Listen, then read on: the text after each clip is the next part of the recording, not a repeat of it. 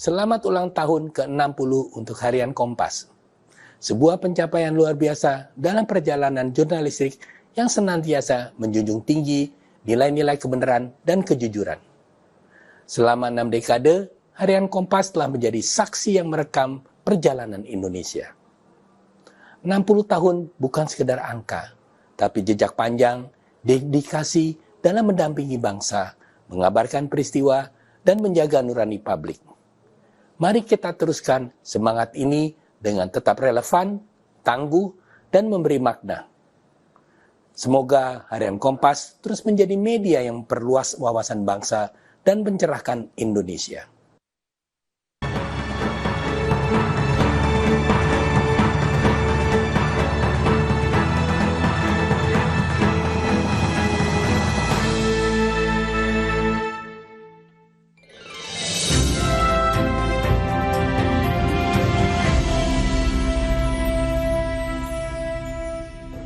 Sahabat Kompas, tahun ini Harian Kompas genap berusia 60 tahun. Perjalanan ini tidak singkat sekaligus tidak mudah. Sepanjang hidupnya, Harian Kompas harus terus berinovasi untuk mencerahkan Indonesia, sekaligus untuk menyesuaikan diri dengan kebutuhan pembaca. Seperti namanya, di era banjir informasi ini, Kompas juga hadir untuk memberikan arah. Laporan kami juga ikut mewarnai arah perjalanan bangsa. Tanpa mengenal lelah, jurnalis kami turun langsung ke lapangan untuk memverifikasi berbagai berita dan informasi. Seiring dengan usia ke-60 tahun, dihadirkan edisi khusus setebal 60 halaman. Edisi khusus ini dapat menjadi pengingat kita semua akan perjalanan sebagai bangsa Indonesia. Apalagi sejarah bangsa dapat dijadikan pengalaman berharga dalam menghadapi tantangan zaman di masa kini dan masa yang akan mendatang. Selain mencetak koran edisi khusus, Harian Kompas juga telah menyeleksi sejumlah arsip foto. Foto-foto itu akan ditampilkan dalam pameran dengan tema mewarisi masa lalu dan mengusung masa depan. Pameran ini terbuka untuk umum, digelar pada 30 Juni hingga 4 Juli 2025 di Bendara Budaya Jakarta. Kompas juga terus berkomitmen untuk berjalan bersama rakyat. Segala persoalan akan coba dihadapi bersama. Kali ini, Kompas bersama para musisi akan mencoba mengurai polemik tentang hak cipta dan royalti yang sedang menghangat pada pertengahan 2025 ini. Melalui konser Kubikel Kompas edisi pertama yang akan digelar pada 30 Juni mendatang, kami pun hendak ikut mencari solusi terbaik demi kemajuan dunia musik di Indonesia. Sahabat Kompas, sejak tahun 2008, Kompas telah memberikan anugerah cendekiawan berdedikasi. Anugerah ini diberikan bagi mereka yang telah mengabdikan diri untuk dunia pemikiran di Indonesia. Harian Kompas menilai anugerah ini layak diberikan tiap tahun sebagai wujud dukungan bagi para cendekiawan. Semoga mereka pun terpacu untuk terus memberikan pencerahan atas setiap persoalan yang dihadapi oleh bangsa Indonesia. Tahun ini, anugerah akan kembali diberikan kepada 2 orang cendekiawan, bertepatan dengan event Gala Literasi Nusantara. Seluruh rangkaian yang disiapkan pada HUT ke-60 Harian Kompas ini memang diharapkan meningkatkan literasi bangsa, sehingga kita lebih siap menghadapi beragam tantangan. Akhirnya, terima kasih untuk dukungan para pembaca, narasumber, kolaborator, serta segenap mitra Kompas. Tanpa Anda, kami bukan siapa-siapa. Mari kita terus bergandeng tangan untuk menyongsong tahun-tahun mendatang, sekaligus untuk mencerahkan Indonesia. Terima kasih, salam.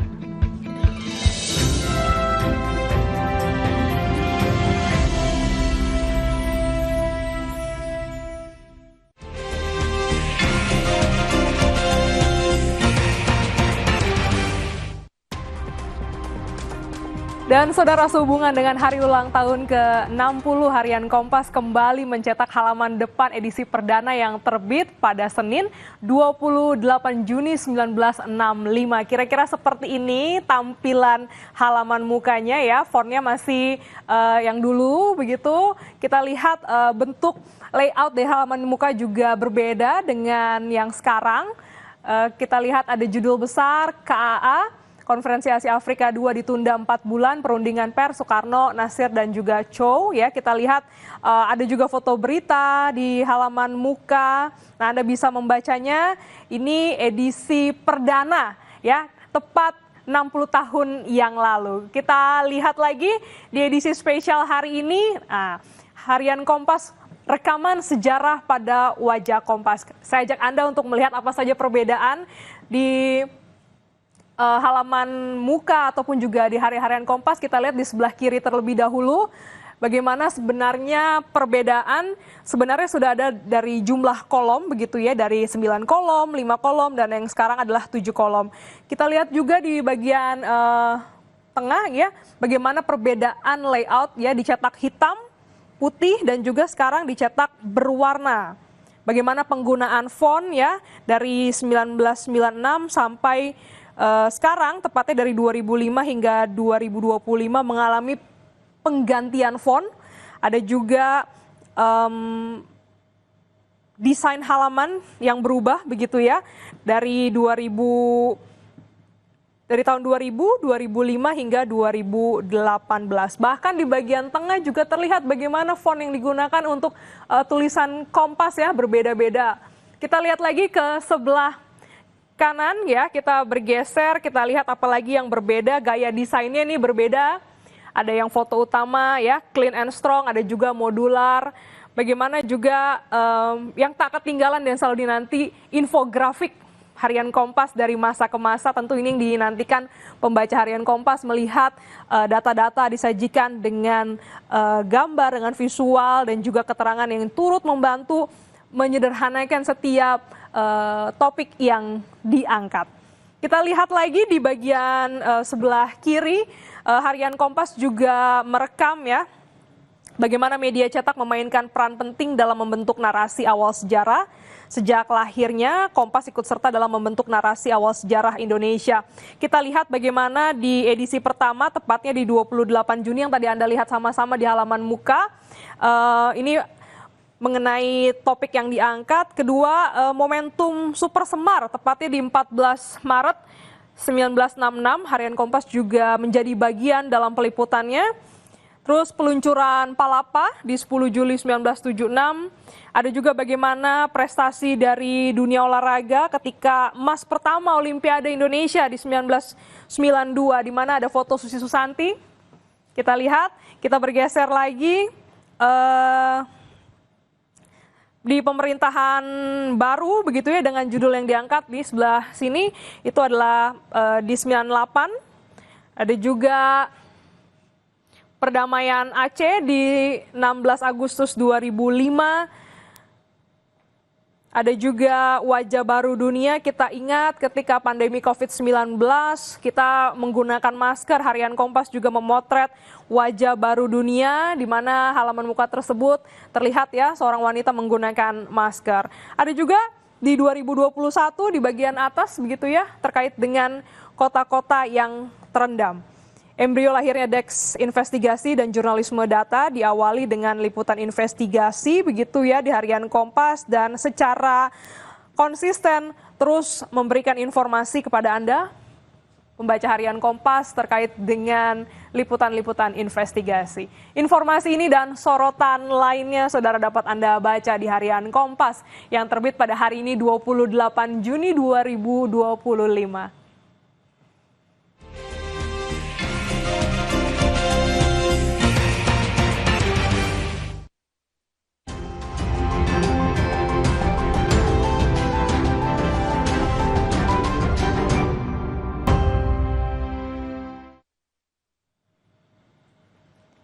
Dan saudara, saatnya kita simak situasi arus lalu lintas dari kawasan Ragunan, Jakarta Selatan bersama petugas NTMC Polri Brigadir Cici. Selamat pagi Brigadir Cici, silakan dengan laporan Anda.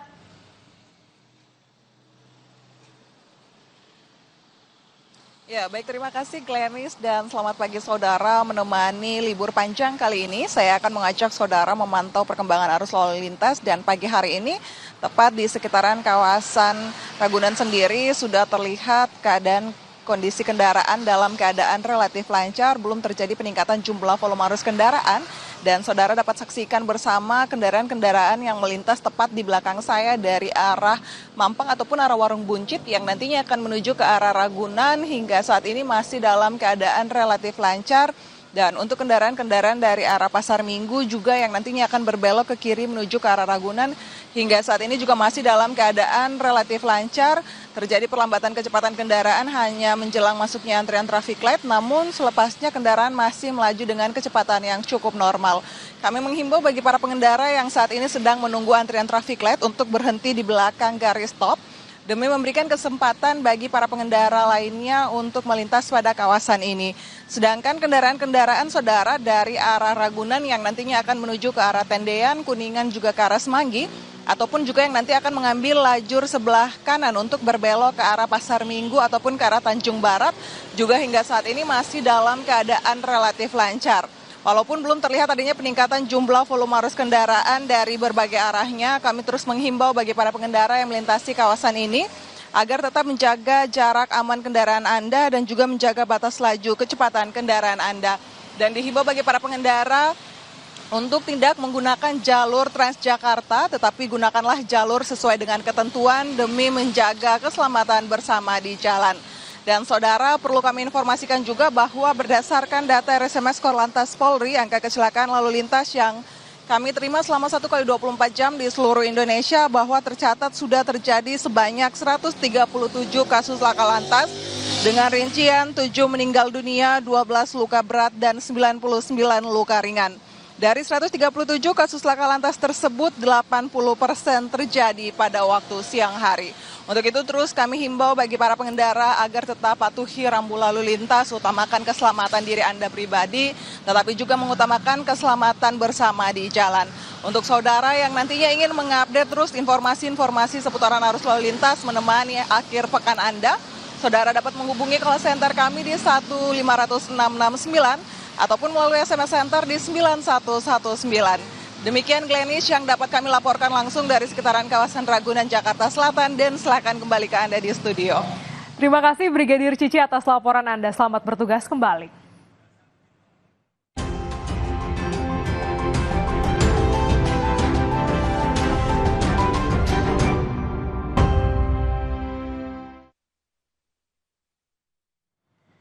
Saudara, dalam rangkaian HUT Harian Kompas ke-60 tahun ini akan dilakukan ziarah makam pendiri Kompas di pagi hari ini. Kita akan pantau bagaimana persiapannya saat lagi di Kompas Pagi.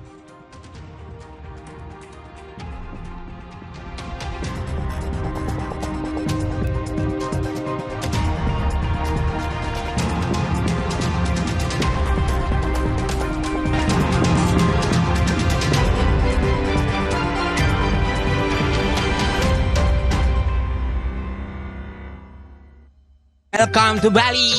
Kali ini Benu akan berkeliling untuk berburu kulinernya sambil jalan-jalan cuci mata. Ini nasi apa nyebutnya, Bu? Nasi campur. Ini kelapa parut ini sayur. Jadi gurihnya nikmat banget, luar biasa. Food lover, kita mau masak di deket-deket sawah nih. Namanya nasi goreng Sunda Cekuh, kita isi lamb chop. Ini the best. Dah tuh this lagi. Mana pitik Balinya beli? Ini. Ya. Oh iya. Wah, ini John Gatti nih. Jangan saja nih, guys.